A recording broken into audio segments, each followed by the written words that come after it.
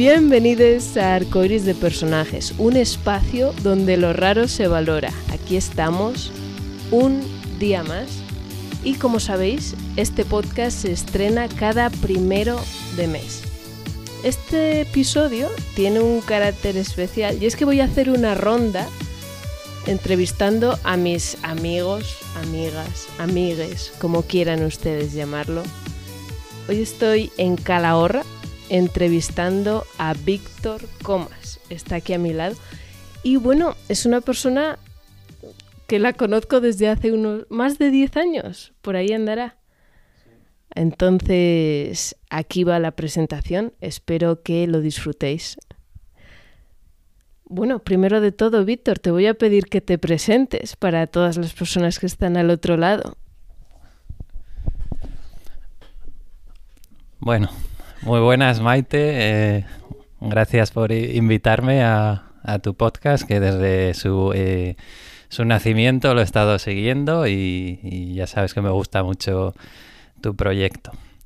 Sobre mí, mi presentación, pues siempre nos cuesta a todos hablar un poco o presentarnos, pero bueno, pues mi nombre es Víctor, tengo 33 años y pues bueno, actualmente trabajo de profesor de secundaria y bueno, de formación profesional y bueno, pues por suerte en los últimos años de mi vida pues he podido viajar mucho por el mundo y es una de mis pasiones, viajar, y creo que este podcast pues se va a centrar en eso.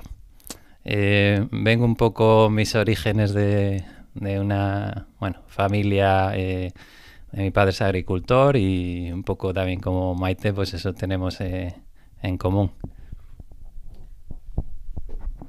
Totalmente, este es un rasgo que tenemos en común. Familias del campo. En tu caso, sí, tu padre es curioso que sigue dedicándose a ello. Mi familia ya lo dejaron y se dedicaron al sector terciario. Se pasaron al sector servicios. Gracias, Víctor, por acceder. Me hace ilusión, un placer grabar este podcast que llevamos un par de meses queriendo montar.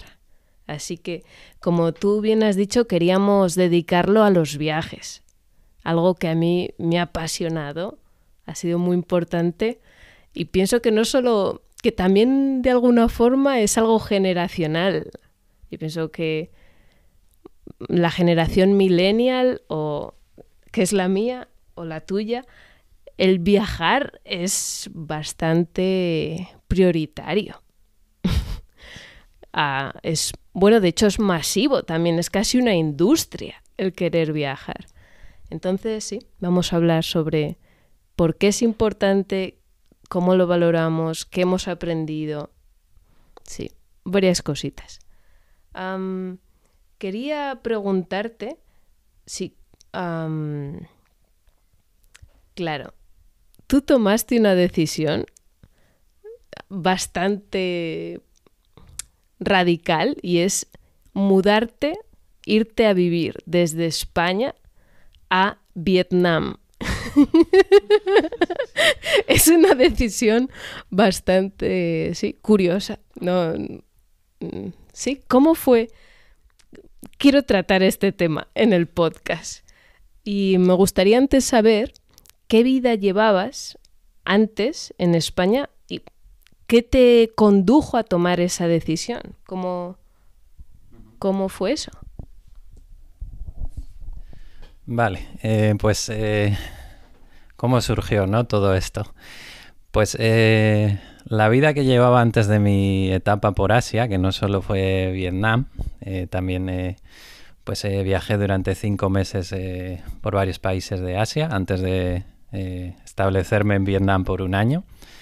Pues antes de eso, bueno, yo estudié Administración y Dirección de Empresas y había estado pues trabajando, bueno, más entre 8 y 10 años en bueno, pues departamentos de administración de diferentes empresas, en general empresas multinacionales, y la última empresa que me llamaba por probar en una empresa familiar más pequeña, porque había estado hasta entonces en empresas más grandes. Pues la verdad es que ya bueno, no había tenido una etapa muy larga en cada empresa, y esta última empresa familiar, digamos que fue la gotita que me hizo despertar de esto no es lo que yo busco. Y entonces, a la vez que trabajaba en esta empresa familiar, pues estaba estudiando el máster para ser profesor de secundaria en España.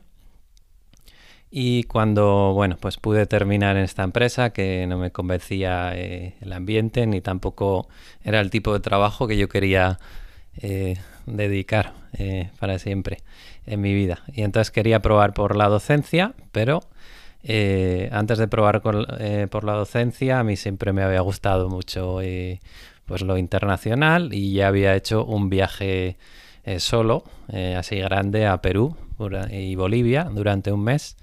Y ahí había entrado un poco en contacto con los mochileros, la gente que viaja sin vuelo de vuelta, y todo eso dentro de mi pequeño viaje de un mes con vuelo de vuelta a Perú, pues me hizo despertar de la idea de yo también quiero hacer eso, hacer un gran viaje sin vuelo de vuelta.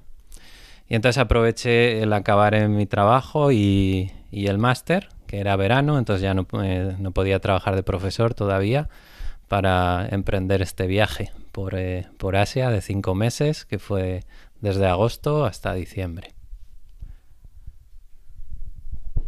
¿Y por qué Asia? ¿Por qué elegiste este destino?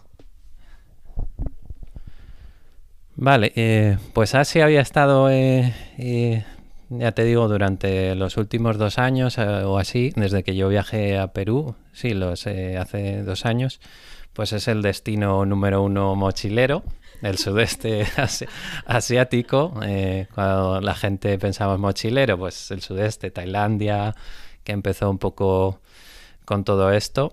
Y bueno, yo ya había estado en Sudamérica, que es el segundo destino mochilero, o era por excelencia. Pues ahora me apetecía probar por Asia. Tenía referentes que ya habían estado allí. Obviamente esta idea de irme a Asia no la hago de la noche a la mañana, ni porque se me ocurra a mí, sino que pues viene de hablar con muchos otros viajeros que ya han estado allí y que me sirvieron un poco como referencia. Y bueno, pues Asia, pues como cualquier otro continente, pues tiene muchas pues maravillas, tanto culturales como naturales, y sobre todo pues te ofrece pues que son unos países súper baratos y súper seguros, y es fácil viajar. Un poco estos 3 motivos me llevaron ahí. Y me pregunto, ¿cómo te preparaste? Claro, tomas la decisión, has escuchado que es fantástico, claro, escuchas sobre las maravillas, El Dorado para la peña mochilera. Ok, tomas la decisión, sí, yo también quiero.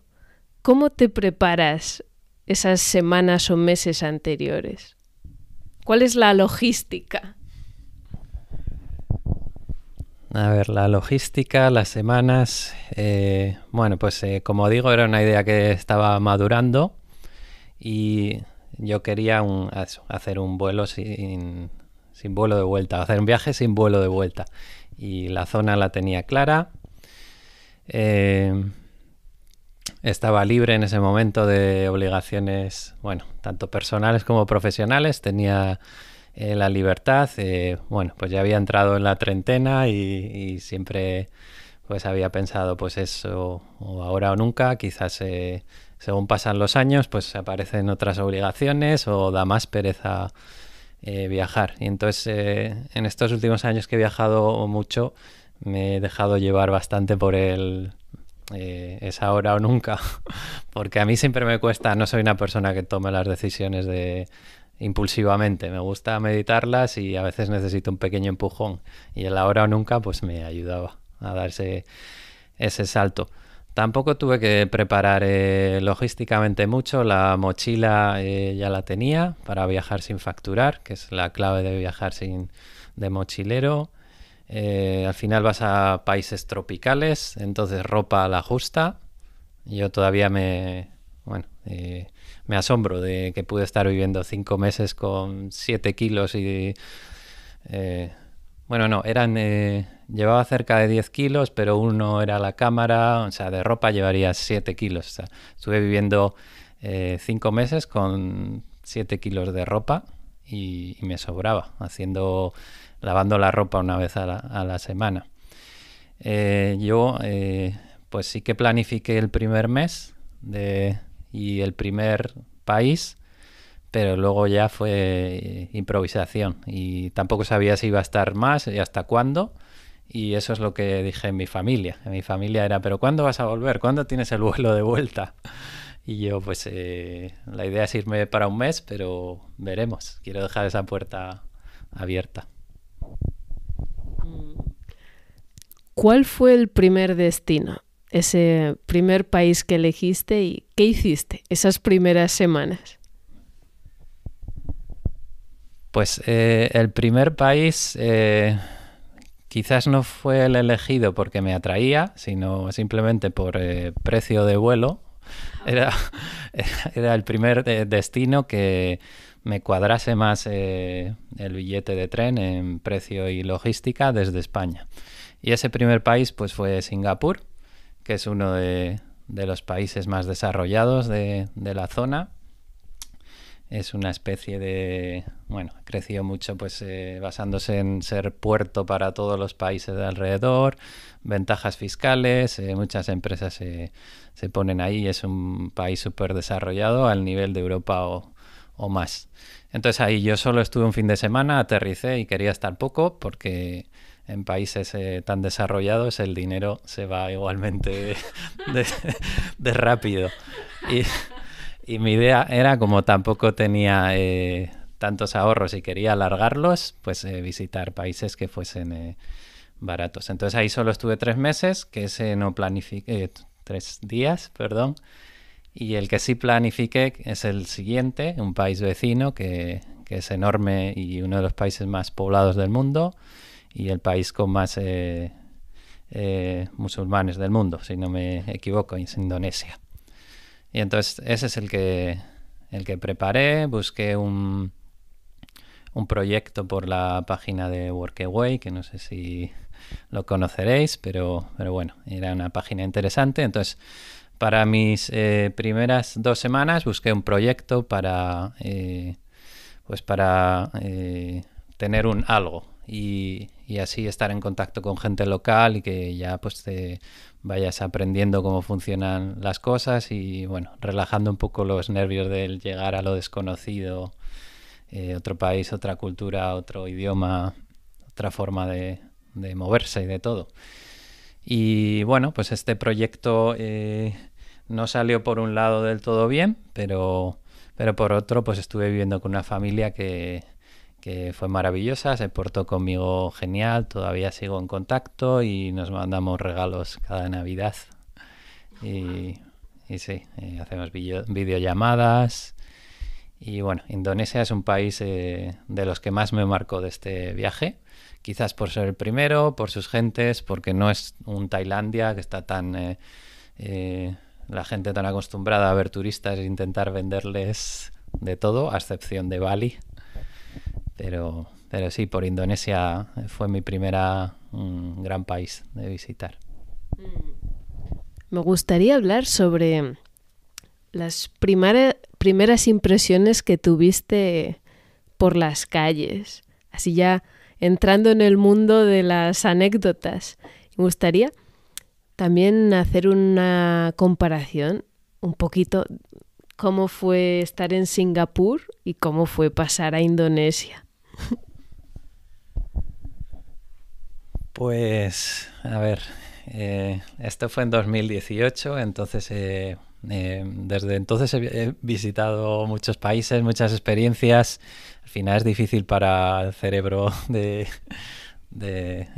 no mezclar las sensaciones que tuve en cada país Y eso, sí, el llegar a Singapur no fue mucho choque más allá de, pues bueno, los rasgos físicos de la gente, el calor tropical con humedad insoportable, pero pues es un país, tampoco tiene tanta distancia. Pero luego ya, pues sí, aterrizar en Indonesia, pues ya llegas al caos, las motos, la contaminación, eh, pues basura, todo en las calles y bueno, la verdad es que llegué a la capital de Indonesia, aterricé en la capital de Indonesia, que no es lo mismo que estar en entornos rurales más tranquilos.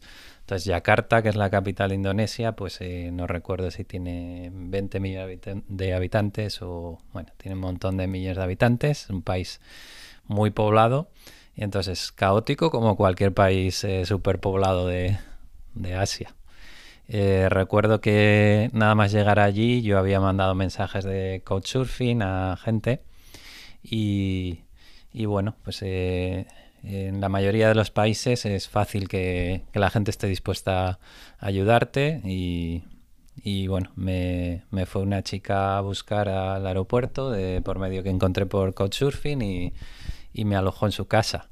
Entonces yo con la maleta y todos los cambios y las intensidades de todos los cambios de los últimos días, pues ahí me montó en la motillo con la maleta y pues acojonado, si se puede decir, el ir con la moto por primera vez. Fue mi primera vez que iba ahí de paquete con toda la mochila, todo el caos de las calles, el pitos para todo. Pues sí, un poco... Eso fue mi primer recuerdo, el ir en la moto y el caos del tráfico. Una situación bastante de wow, ¿por qué me meto aquí, no? Yo pienso, no sé, en personas mayores, abuelitos de pueblo aquí pueden decir, ¡buah, qué ganas de meterse en esos sitios! Ahí la juventud. Querría hablar sobre... Hemos mencionado dos proyectos diferentes, que son Workaway y Couchsurfing, dos proyectos de habla inglesa, bueno, con nombres en inglés. Y es sobre todo para las personas que quizás no los conozcan. Podemos hablar sobre Couchsurfing. Yo he sido usuaria durante mucho tiempo. Es una comunidad que se ha transformado mucho también. Básicamente es un lugar donde alojar personas gratuitamente o ser alojada igualmente. Y es una red mundial. Lleva muchos años. No me sorprendería que ya cumpliese 20 años Couchsurfing. Algo parecido. Eso sí, ahora mismo hay que pagar. Es una empresa quien lo gestiona y tiene millones de usuarios activos en el mundo. Pagas una cuota, tienes acceso a la red. No es la única plataforma, pero hay varias más. Y luego está por otro lado Workaway, que es un lugar, una plataforma donde hacer voluntariados. Es decir, ya no, la persona no solo te ofrece un techo, sino que llegáis a un acuerdo en el que vas a trabajar X número de horas. Normalmente sabes qué vas a hacer en el proyecto. Pues necesitamos a alguien 3, 4 horas, las que sean, haciendo X. Y estás de acuerdo y normalmente es a cambio de comida y alojamiento. Y ambos son recursos para viajar de otra forma, sobre todo, claro, buscando algo tan importante que es como tener un alojamiento, un refugio, allá donde vayas. Me gustaría hablar, Víctor, sobre cómo de importantes han sido para ti estas plataformas o cuánto las has usado o cuál ha sido tu experiencia con ellas. Vale, pues ambas plataformas, pues como dices, son una forma diferente de viajar. Tienen las ventajas de que pues puede ser más barato, pero quizás no es la ventaja más importante, aunque es la obvia, sino la más importante es que conocer gente local que de otra forma, pues si vas a un hostel de mochileros, pues no vas a conocer. Y si la conoces, pues va a ser gente local que te intente vender un tour o un taxista o etcétera. Y sin embargo con esto, pues hay gente que tiene la curiosidad, pues... y lo bonito también, aparte de que tengan la curiosidad, es que mucha de esa gente no, en estos países no puede viajar como nosotros sí que podemos. Entonces es su forma de viajar, acoger a viajeros, que sí que podemos, tenemos la suerte de que sí que podemos viajar. Y entonces pues nosotros llevamos un trocito de nuestra cultura y de nuestro país y intercambias pues comida, cómo se hacen las cosas aquí y allá. También a veces en algunos países de estos pues bueno, hoy en día en internet no hay tanto problema, pero sí que igual en los medios de masas pues sí que igual no están un poco controlados y no ven quizás toda la realidad y tienen curiosidad por preguntar de cómo es la situación en otros países, que igual no la ven en la televisión muy objetivamente. Y bueno, eso por un lado, Couchsurfing, yo he intentado usarlo bastante, pero sí que sí que es verdad que pues tienes que enviar muchas mensajes, solicitudes de ¿te gustaría enseñarme tu ciudad? O ¿me podrías alojar o no? La gente contesta cuando puede. Y a veces si estás un poco pillado de tiempo, pues es más fácil y más práctico pues irte a Booking y cogerte un hostel.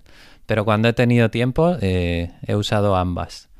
La de Workaway, como he dicho antes, pues ya la había probado en Perú y me quedé un poco con la espinita de probar un proyecto pues de ayudar en alguna escuela o a niños o enseñar inglés o bueno, o intentar jugar con ellos, lo que sea.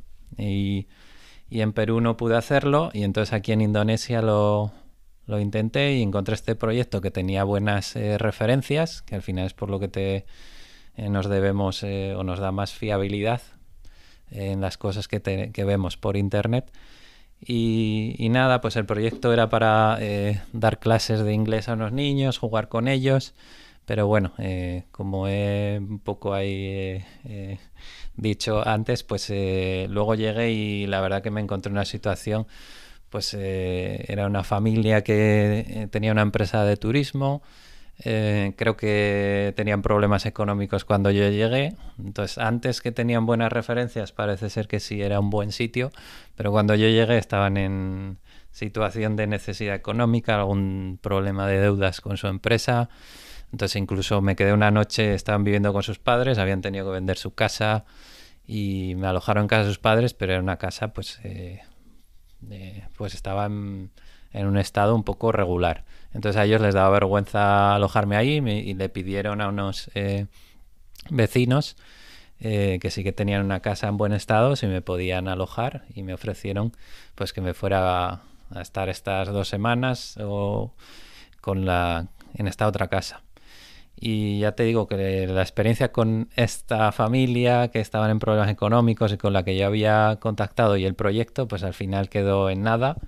Y pues bueno, estaba en una situación de necesidad y no era el contexto ideal quizás.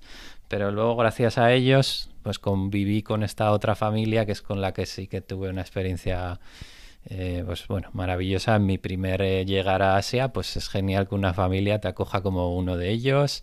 Tenían un bebé de 1 mes y bueno, yo la llamo mi sobrina de Indonesia y ella me llama pues mi tío de España. Y bueno, la madre se encargaba de hacerme comida todos los días y me llevan a todos los lados a ver cosas. Era una zona humilde. Yo cuando he viajado siempre me ha gustado salirme de los circuitos de turistas o más turísticos porque ahí pues no puedes conectar tanto con la realidad local, sino que te ven pues eso, como alguien con el que pueden hacer negocios o sacar dinero. Y en este caso, pues gracias a este Workaway pude salirme de los recorridos o circuitos turísticos y vivir una experiencia auténtica y local con esta familia.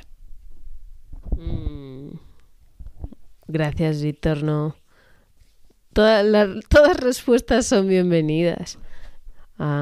Quería hablar un poquito más sobre Indonesia porque tengo entendido, he leído un libro de un ciclista, que viajó y es una amalgama, hay muchísimas islas dentro del país, entonces ibas en ferry de una en una. ¿Cómo te lo montaste por allí? Y después quiero hablar del siguiente paso. Cuando decides, ok, suficiente Indonesia, vamos a pasar. Segundo plato. Vale. Sí, Indonesia tiene, pues, bueno, no recuerdo, yo soy muy malo para las cifras, pero pues creo que tiene miles de islas, pero tiene algunas de las más grandes del mundo también, como, Borneo, que la comparte con Malasia, y Sumatra, que es donde, bueno, la más afectada por el tsunami, eso es que no me salía, el tsunami de Indonesia, que murió tanta gente.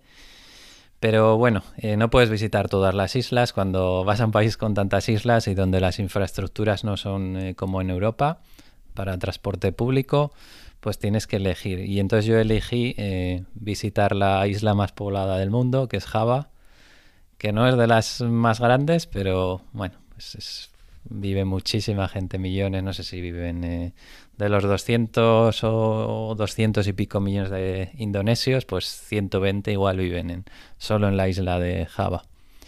Y entonces pues me la planifiqué para hacerla de oeste a este y usando mucho tren, porque a mí el tren me encanta para viajar. Y bueno, había leído que es muy bonito ver los paisajes de arrozales, las palmeras y todo desde la ventanilla del tren. Y así lo hice. Y luego hay volcanes para visitar muy bonitos. Y luego la otra isla que elegí, pues esta es la turística por excelencia. Esto sí que es como un Tailandia, que es Bali. Y esa es la otra isla que escogí. Y bueno, luego fui a Malasia y sí que volví a Indonesia, a la isla de Sumatra, pero simplemente a ver orangutanes en la selva, que me atraía mucho a verlos. Entonces, vale, ok. ¿Cuáles fueron los siguientes países que visitaste? Porque dijiste que fueron 5 meses que estuviste viajando antes de ir a pasar un año entero a Vietnam. Vale, sí. Eso tú mandas en qué quieres que, no sé cómo vamos de tiempo, cuándo quieres que pasemos a la parte de Vietnam. Sí, después de Indonesia, pues visité un poco Malasia, que también es un país de los más desarrollados. No es hasta, pues bueno, todos nos viene quizás las Torres Petronas, que fueron las torres gemelas más altas del mundo, y bueno, incluso la torre más alta del mundo durante unos cuantos años. Y bueno, pues es un país desarrollado dentro del entorno. Y es interesante también. Y una mezcla cultural de gente de origen indio, de origen Malasia, la mezcla cultural y por ende la mezcla, si te gusta la comida asiática, pues eso, como hay gente de origen indio, gente de origen chino, gente de origen más indonesio o malayo, pues es un país también interesante. Y luego después de Malasia, pues visité otros tantos países que se pueden resumir en... Luego fui a Vietnam, de norte a sur, me lo recorrí. Solía dedicar más o menos a los países un mes por país y algunos un poco menos. Y bueno, en Vietnam tenía un amigo que luego más adelante fue el que me catapultaría un poco a este siguiente año que pasé en Vietnam. Y luego estuve en Filipinas, luego Myanmar, y que Myanmar es un país súper auténtico para ir porque no estaba, bueno, ahora está en un mal momento político y el gobierno y represión, un golpe de estado, pero en su momento era pacífico, se estaba abriendo al turismo de hace poquitos años y era de los países que visité en general el más auténtico porque recientemente se había abierto al turismo.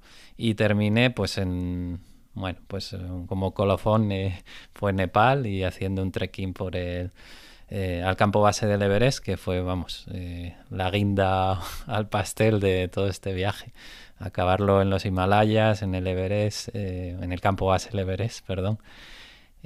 Una experiencia muy dura, la altura, el frío, porque era diciembre y casi nadie hace un trekking en diciembre, cierran los albergues y todo, pero esa experiencia me puso al límite y también pues una de las más bonitas de este viaje de 5 meses. A mí me gustaría hablar sobre esta etapa, sobre este trekking. ¿Cuánto tardaste? ¿Cómo fue? ¿Qué te retomas? ¿Qué fue tan difícil? No sé, lo que quieras contar. Vale, pues en Nepal no recuerdo si estuve 3 semanas, no, estaría 4 semanas. Y el trekking me llevó 16 días. Entonces, pues un trekking de 16 días podría contar muchas cosas, a ver si... ya te digo, me puso al límite. Cogí un vuelo de Katmandú, de la capital, hasta el primer ciudad ahí, pueblo en los Himalayas, donde aterrizas, que es Lukla se llama, y es uno de los aeropuertos más peligrosos del mundo, porque no es un aeropuerto en el que la pista esté llana, sino que está en rampa. Y entonces cuando aterrizas es casi estrellarse contra una pared, y son avionetas que el viento las zalandea mucho, y luego para despegar pues lo contrario, vas ahí un poco para abajo. Entonces acojona un poco esas avionetas y cancelan muchos vuelos por el viento, las condiciones en los Himalayas cambian.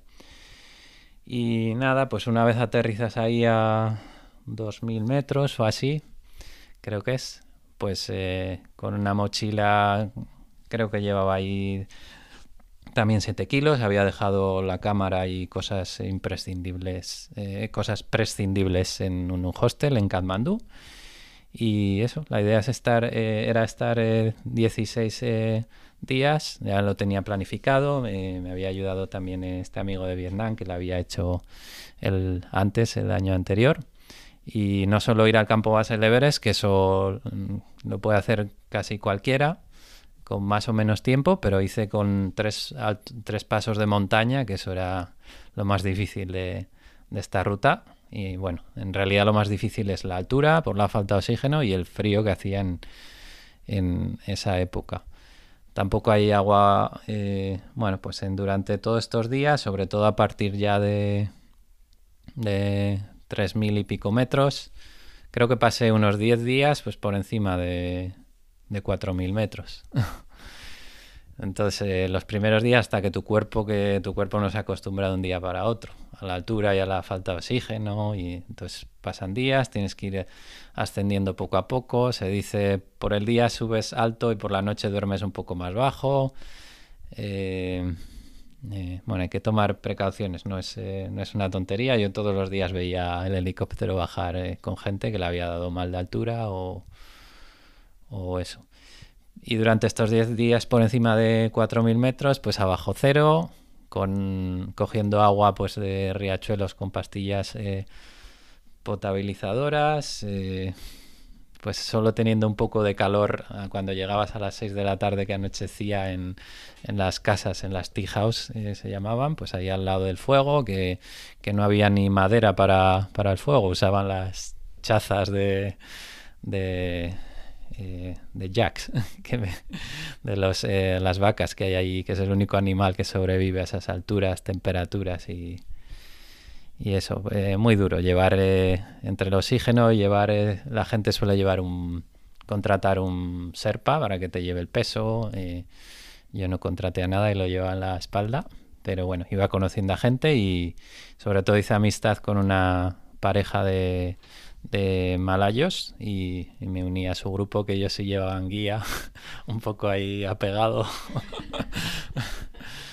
Pero sí, la verdad que recuerdo el primer paso de montaña, 5.000 y pico metros, que intenté seguir a este otro grupo porque teníamos que pasar un glaciar y si el glaciar se te hacía de noche ahí, se echaba la niebla y bueno, pues igual puede sonar un poco fuerte, pero si te quedas la noche en el glaciar, que es cuando bajan las temperaturas muy extremadamente y hay vientos y eso, pues igual no lo cuentas.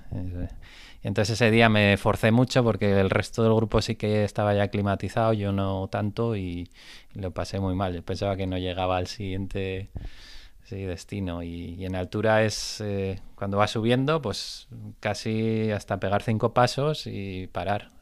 5 pasos y parar a coger oxígeno, sobre todo si llevas peso. Y no sé si me dejó algo de este trek, que me enrollo. Wow, Víctor, me imagino a, no sé, todas las personas, yo misma que escuchamos esto, es como, wow. La siguiente pregunta es, ¿para qué? ¿Para qué hacer esto? El trekking. Y de forma más global, ¿para qué vivir todas esas aventuras? El viaje. Vale, ¿para qué hacer el trek? Pues no sé, quizás pues me gustan las aventuras, pero lo del trek pues los Himalayas, estar tan cerca del techo del mundo, me encanta la montaña, el hacer trekking, cualquier deporte en la montaña es mi favorito. Y bueno, pues estar, como digo, tan cerca pues si estuve a 13 kilómetros del Everest, pero que parecía que lo tocaba, porque pues es increíble los paisajes. Yo recuerdo un atardecer que estaba ahí dentro de la casa, estábamos cenando al lado o para cenar al lado del fuego, intentando calentar manos y pies, y alguien dijo, va a salir, que hay un atardecer, el cielo parece que está a fuego. Y salimos, hacía un frío, pues no sé si haría menos 10 grados, pero con viento, bueno, sacabas los deditos del guante para hacer la foto con el móvil, las baterías se descargaban, bueno, un frío que, bueno, no sé la gente, los locales de allá, cómo deciden seguir viviendo en esas condiciones tan extremas y cómo viven, pero bueno, pues fue un atardecer pues de los más bonitos que recuerdo de mi vida, y amaneceres con la mochila pues también, no sé, los paisajes son pues increíbles. Y el viaje, pues ¿por qué he decidido este viaje, estas aventuras?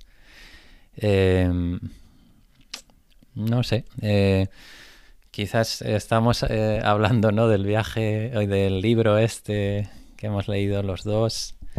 Pues quizás yo pienso, o sea, me apetecía, sí que a veces igual en el envoltorio me apetece hacer un viaje, todo el mundo lo hace, las redes sociales, qué bonito, las fotos, pero igual en el fondo hay algo que te hace buscar este viaje, y quizás está relacionado con esto de pues intentar encontrarnos a nosotros mismos. Yo creo que en nuestros entornos, en nuestra forma de zona de confort, rodeados de nuestra familia, amigos, que nos hemos creado un personaje y nos cuesta quizás salir de ese personaje. Y cuando sales a un entorno en el que tienes y vives un poco en autómata también, y cuando sales a estos territorios desconocidos, te pone un poco al límite, tienes que estar súper abierto a otras formas de hacer las cosas, a otras culturas, pues yo creo que es enriquecedor como lo que te descubres de ti mismo, te ves ahí en estas situaciones. Pues quizás esto es más mi yo auténtico que mi personaje me creó en mi familia o en mi entorno de amigos de toda la vida. No sé. Quería mencionar este libro, sobre el que, claro, lo pasamos por encima y quizás la otra persona que nos está escuchando es, bueno, ¿y qué libro? ¿Qué libro? ¿Recuerdas el título? Llévame de viaje. Sí, el título del libro es Llévame de viaje.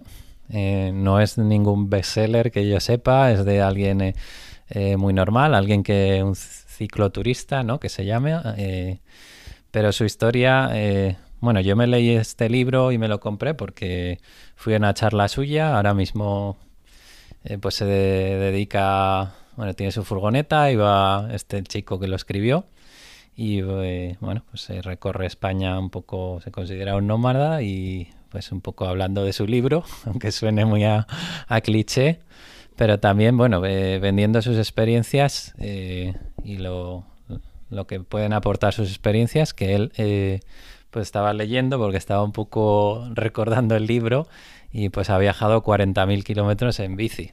O sea, no es alguien que ha escrito un libro de me he ido un mes a Tailandia. Es alguien que lleva muchos kilómetros en bici, dice que tenía una carrera exitosa como informático, un sector con muchas oportunidades hoy en día, pues tenía su pareja y bueno, también era exitoso, no sé, en todo lo que la sociedad valora en nuestra sociedad occidental, pues él lo era, pero se notaba que le faltaba algo o vacío. Entonces decidió pues dejarlo todo y con sus ahorros viajar en bicicleta. Y el libro pues habla un poco de su experiencia, pero en tercera persona. Entonces habla de un personaje que lo deja todo, que en realidad es él. Y en este caso es viajando por la isla de Sumatra, que yo visité muy brevemente para ver a los orangutanes. Y entonces pues me lo leí, de hecho, este libro durante mi viaje y después, lo leí en 2 etapas. Y bueno, es un libro que me ha marcado porque a mí también me gusta la bici. También un poco dejé, aunque mi más o menos carrera... pues bien, no me había ido tampoco tan mal en los trabajos, me había hecho un currículum y también dejé un poco eso por viajar, aunque no he hecho un viaje en bici como tú, Maite, por ejemplo, y me queda pendiente. Temazo los viajes en bici. A mí, guau. Para mí fue una experiencia casi religiosa, que no, bromeando. Sí, mi viaje fue desde Irún hasta Copenhague. 2.000 y pico kilómetros. Y también me demostró, era también una prueba conmigo misma de, ok, voy a hacer esto y lo hago. Proponérselo.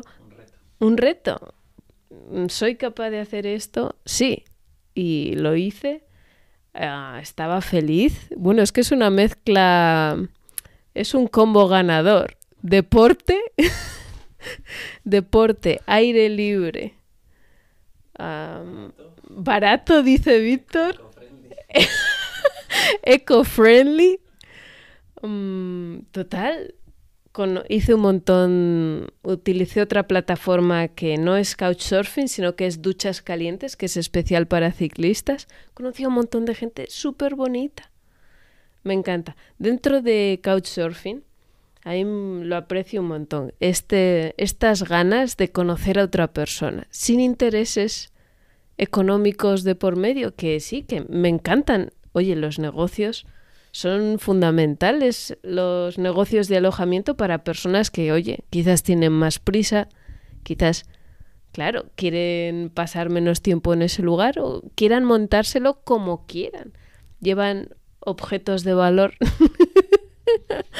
lo que sea. Van con 4 criaturas y dicen, bien, ¿quién me coge con 4 criaturas?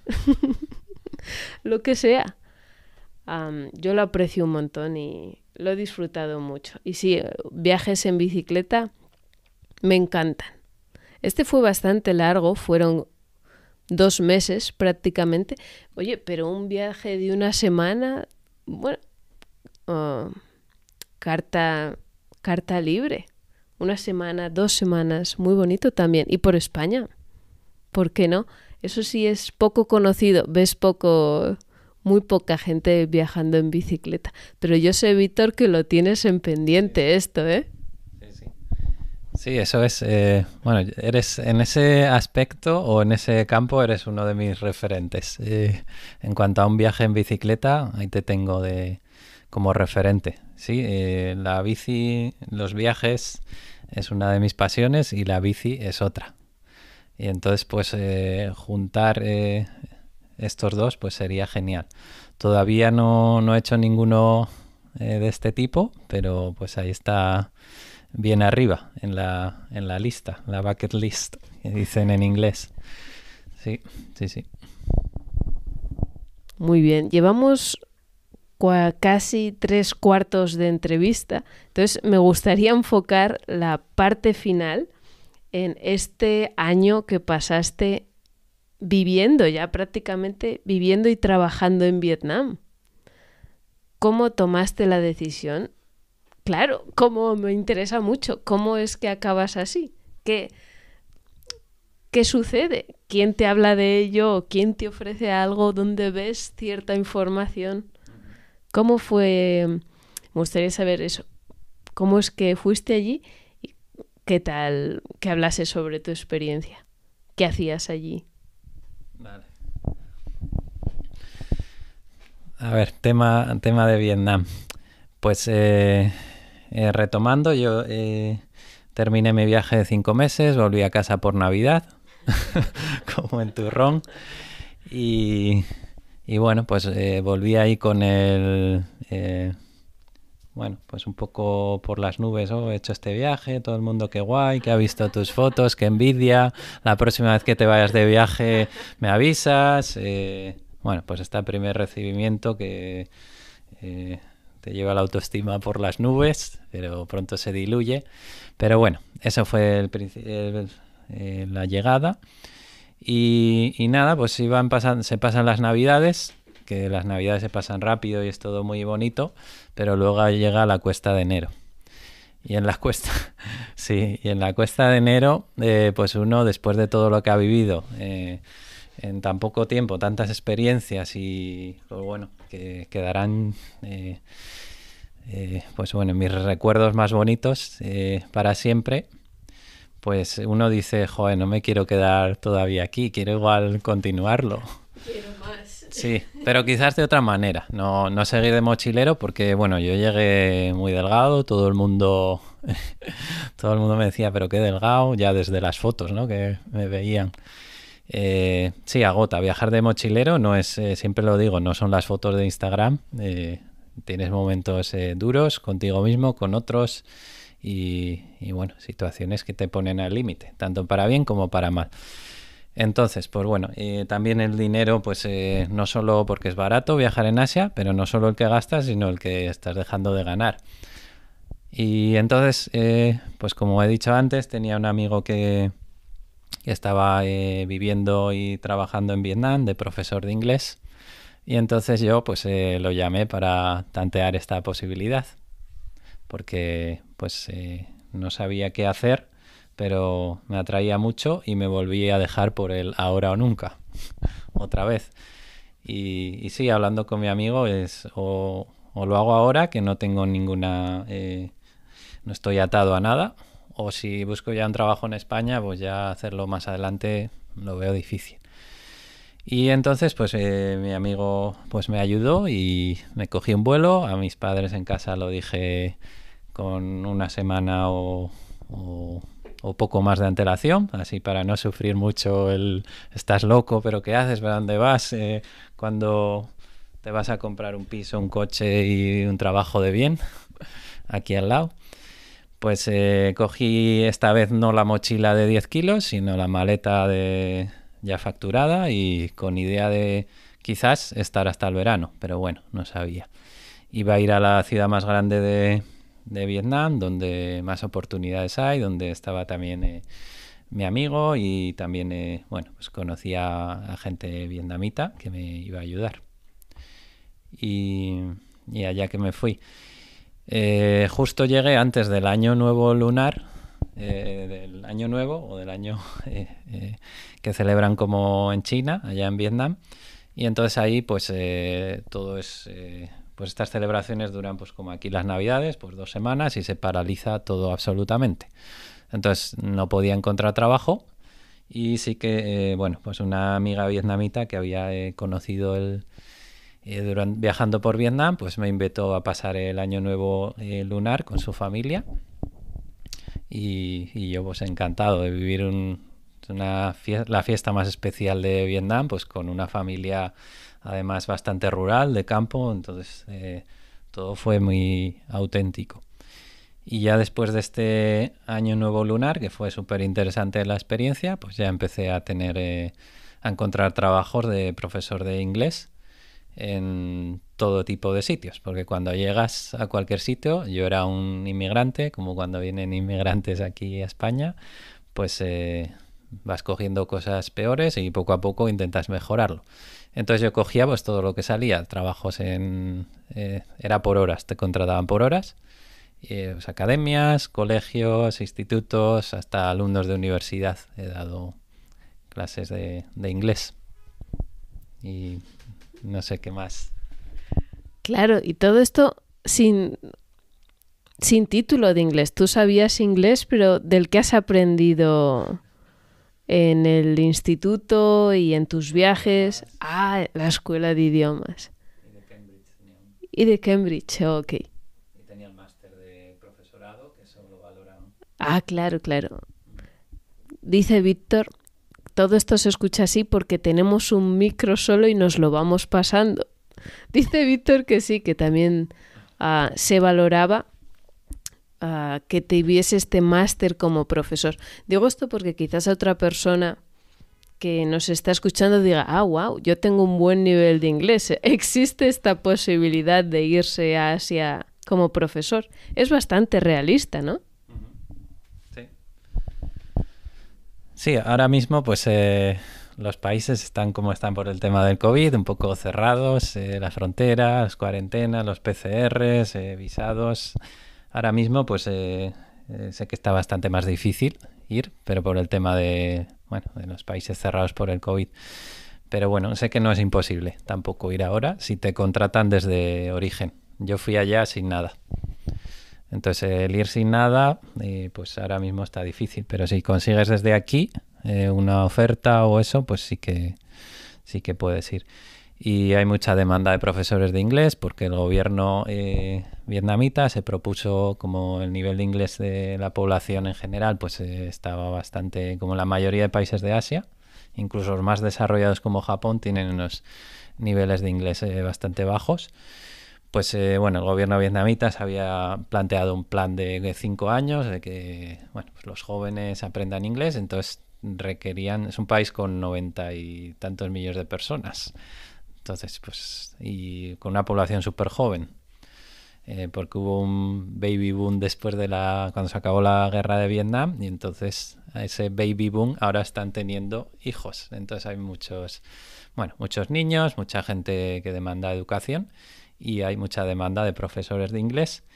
Y luego tienen así un poco la idea general de que todas las personas de raza así blanca hablamos bien inglés. Entonces a veces no es tan importante que lo hables tan bien, sino que tu raza sea blanca.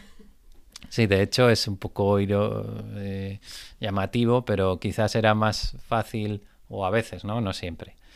Pero bueno, según qué sitios quizás podía encontrar yo un trabajo de profesor de inglés más fácil que un afroamericano, que su idioma nativo era el inglés, pero quizás ellos pues blanco, inglés. Sí, Sí, un africano, no sé, de raza africana no se plantean.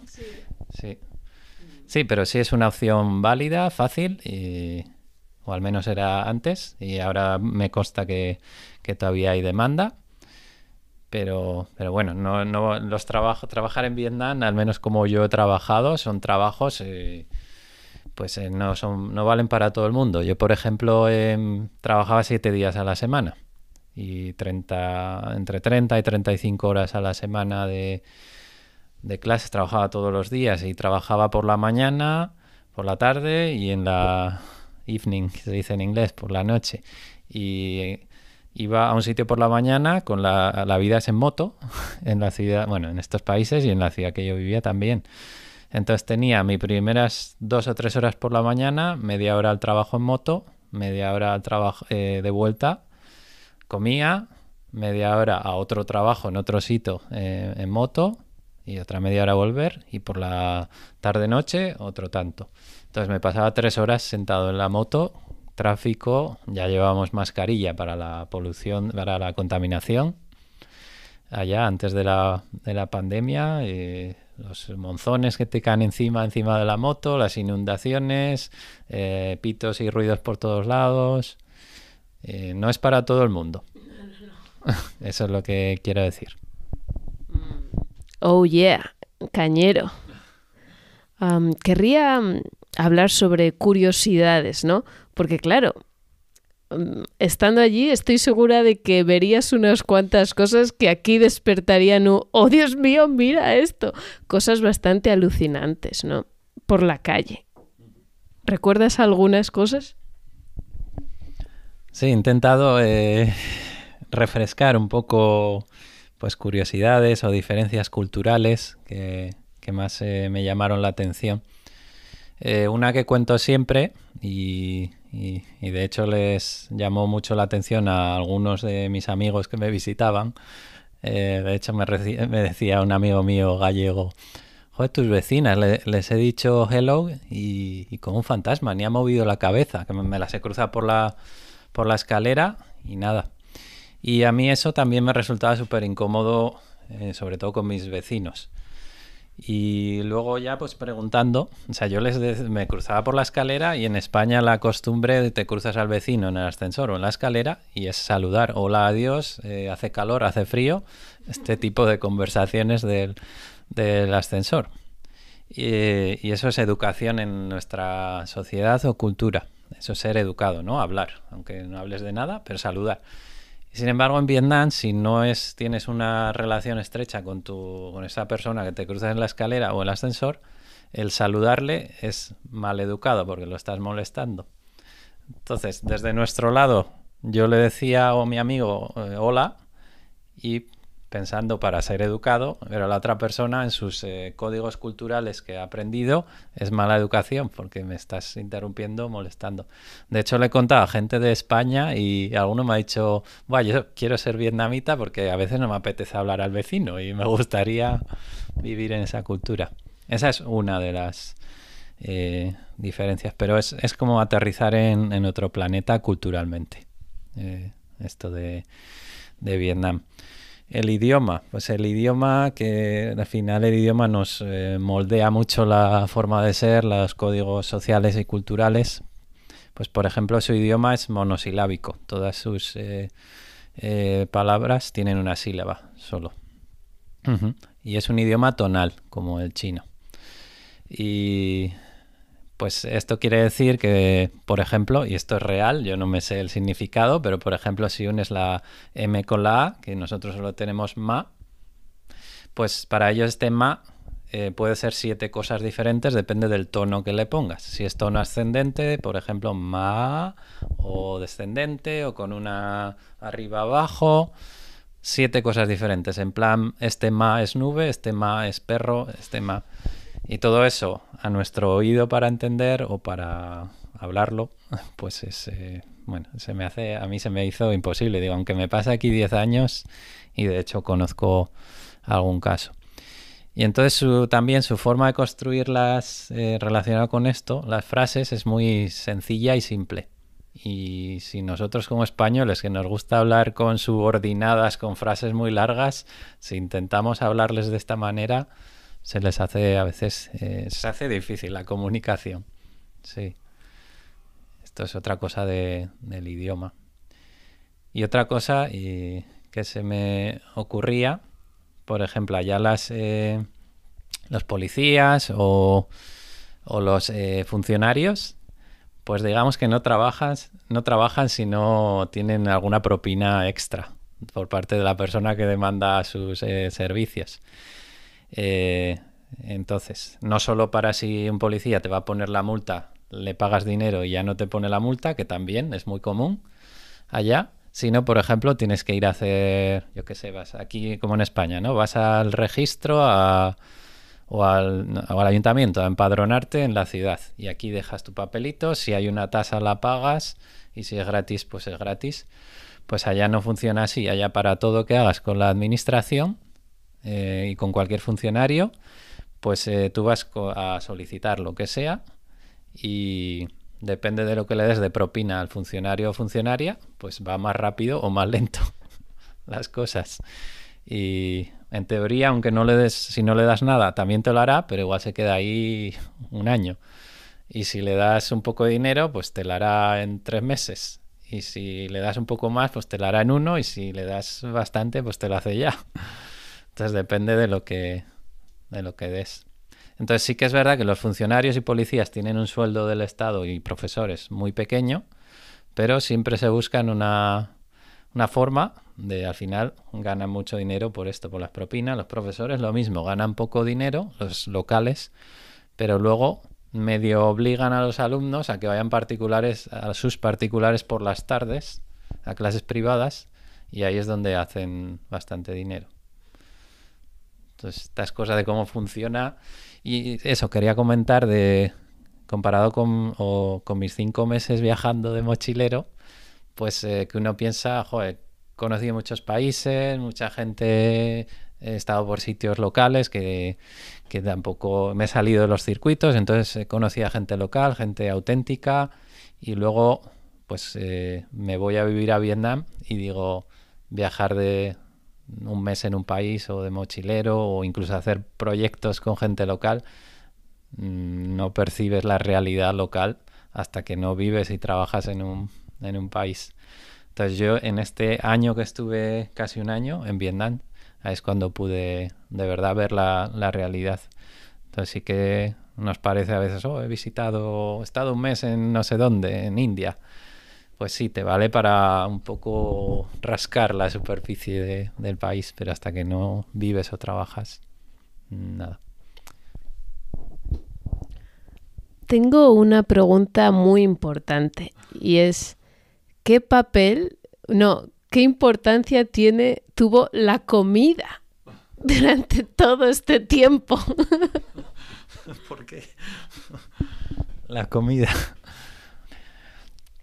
Pues la comida, ¿qué papel tuvo? Lo que quieras contar sobre la comida. Vale, pues en muchos momentos fue un problema. En momentos fue un problema, primero que me viene a la cabeza, el picante, porque en Asia todo lleva mucho picante. Siempre me preguntaba yo por qué lleva tanto picante. Pues bueno, ellos igual cuando prueban nuestra comida igual también se preguntan por qué lleva tanta sal. Pues ellos están acostumbrados a comer con picante y a veces sí que pensamos pues es porque mata las bacterias o estas cosas. Y bueno, pregunté a un viajero médico que me encontré de Holanda y dijo que me parece interesante, que el picante en sí no mata las bacterias que pueda tener allá. Pues bueno, la forma en la que cuidan la comida no es tan estricta para que no se contamine con bacterias como aquí. Y entonces por eso los viajeros que venimos de Europa, pues siempre nos traen, tenemos que pasar por el excusado a veces. Y bueno, pero sí que es verdad que el picante lo que hace es que nuestro estómago genere más jugos gástricos, que eso es lo que mata las bacterias. Entonces al final sí que cumple su función el picante para matar las bacterias para ellos, para nuestro estómago, ¿no? Entonces el primer problema, el picante. El segundo, pues por eso me gustaba ir con locales, para que te recomienden qué comer, y de vez en cuando pues siempre te apetece ir a comerte una hamburguesa o una pizza o algo occidental. Pero bueno, a mí me gustaba probar todo, y sí que es verdad que, bueno, pues no sé por qué a mí la comida de allá no me engorda mucho. La comida de Vietnam, por ejemplo, pues para mí es la mejor de Asia, tanto en variedad, en sabores. El picante siempre es aparte, entonces tú eliges si te lo echas o no y cuánto. Y sin embargo, en otros países, yo que sé, en India, en Indonesia, en Malasia está incluido, y eso te lo comes o no. Y en Vietnam, bueno, y me parece también muy saludable la comida de Vietnam. Y entonces a mí no me engorda esa comida, el típico bowl con cuenco, con los noodles, suele ser plato único, con carne, verdura, sí, es muy variada. Y para ellos es, no sé, los vietnamitas, por ejemplo, hacen mucha vida en la calle y echo de menos mucho la comida de allá. Suelen sentarse, quedar para comer y también beber alguna cerveza y cocinan en la mesa. Tienen un brasero donde se van asando su carne, sus mariscos, sus gambas, su todo. Y las verduras también con un hornillo que nosotros aquí nos lo llevaríamos de camping, pues ellos se lo ponen en el restaurante. O sea, los restaurantes no es me siento y me sirven todo, todo en el plato, no. Allá tú vas a un restaurante y te cocinas tú en la mesa. El restaurante te proporciona el fuego y los ingredientes y te vas cocinando mientras hablas y eso. Me parece una idea interesante. Aquí, pues, joder, el humo, que si te va, que si me huele la ropa, que si estoy al lado, porque todo esto pasa muchas veces al lado de la carretera, donde pasan las motos con la contaminación. Entonces hay que, bueno, cambiar un poco las miras, los estándares, pero echo de menos mucho la comida de allá. Ok, Víctor, para acabar, quisiera pasar la pregunta que me gusta hacer a todas las personas que entrevisto y es que nos recomiendes una película y un libro. Los que tú prefieras. Vale, pues libros, pues yo creo que el que hemos estado hablando, la charla. ¿Cómo se llama? Sí, Juan Ramón Virumbrales. Lo podéis encontrar si está por ahí en las redes sociales y en Google también, y se puede comprar pues en su página y supongo que creo que también está en Amazon. Ya digo que no es ningún bestseller, pero bueno, es alguien más o menos humilde y con unas experiencias bueno, parecidas a las que yo he hablado en esta hora. Y película, pues había pensado en la última que he visto que me ha gustado y creo que no es, por ejemplo, ha ganado un premio en los últimos Oscar, pero no es la conocida de Nomadland, sino que es otra que pasa más desapercibida y ganó el Oscar a Mejor Guión Original. Es un poco un thriller, suspense, es interesante, tiene giros y cosas que no te esperas y es cañera. Y se llama Una joven prometedora en español. Y la recomiendo, es cañera. Muy bien, Víctor, pues muchas gracias. Aquí damos por concluido el episodio de hoy. Gracias. Ahora te paso el micro, Víctor, para que te despidas y nos vemos el próximo mes. Bueno, pues un placer, Maite, por haber hablado esta hora en tu podcast, que ya te digo que lo sigo, tu proyecto desde que empezaste y siempre te digo que me encanta. Y nada, pues espero que no me haya enrollado mucho ni me haya ido por las ramas, que soy muy dado. Y que, bueno, pues que la gente, tu público, lo encuentre interesante, mi experiencia. Muchas gracias. Muchas gracias. Chao, chao.